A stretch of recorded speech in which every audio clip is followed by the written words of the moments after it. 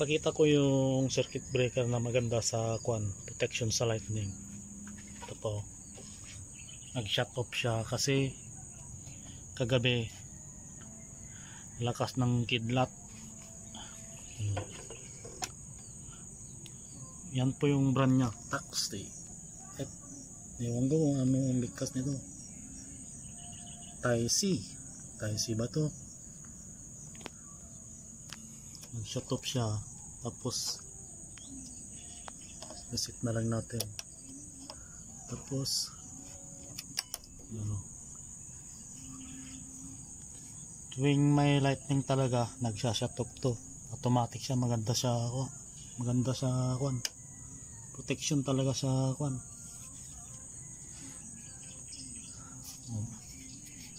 meron ding transfer switch.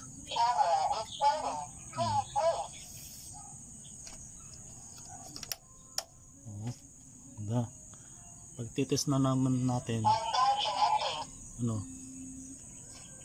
pindutin lang natin. Ilagay ko na lang yung link sa baba yung kung saan ko nabili to. Ganda talaga. May lightning protection talaga. Gumagana to talaga 100%.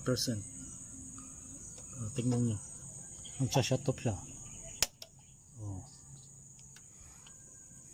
Tapos reset. Yan.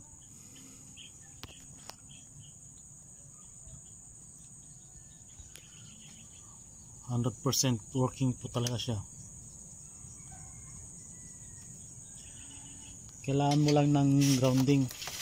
Nilagay ko.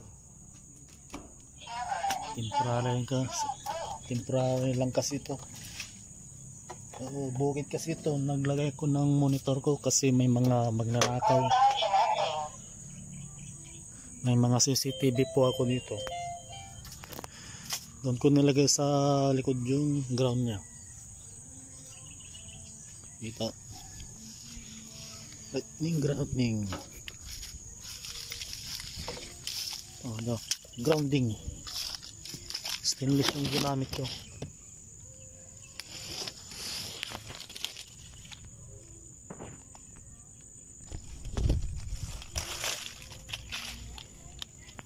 Ericsson to, yung binigay ng pamangkin. Ericsson yata to. Grounding pang Ericsson. Tapos stainless na rod. Stainless. Ang lalim lang to, mga lang 3 feet lang.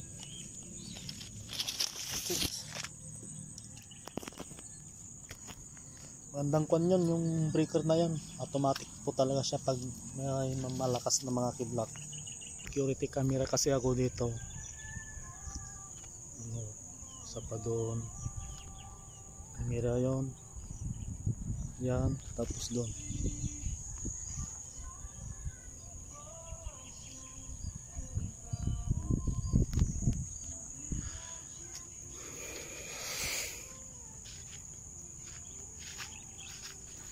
Electronics. Tapos yung ginamit kong switch ko, smart switch talaga. Kahit saan ako pumunta, pwede kong ipailaw yung mga kahit nasa ibang lugar ako. Naka wifi po kasi. May wifi po kasi yan.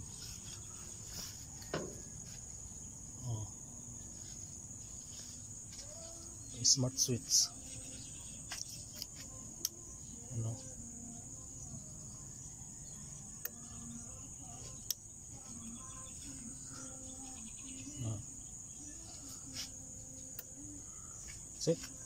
Basta ganito po yung bilhin yung breaker, maganda po siya talaga. 100% tested po. Una po. That's it. Thank you for watching.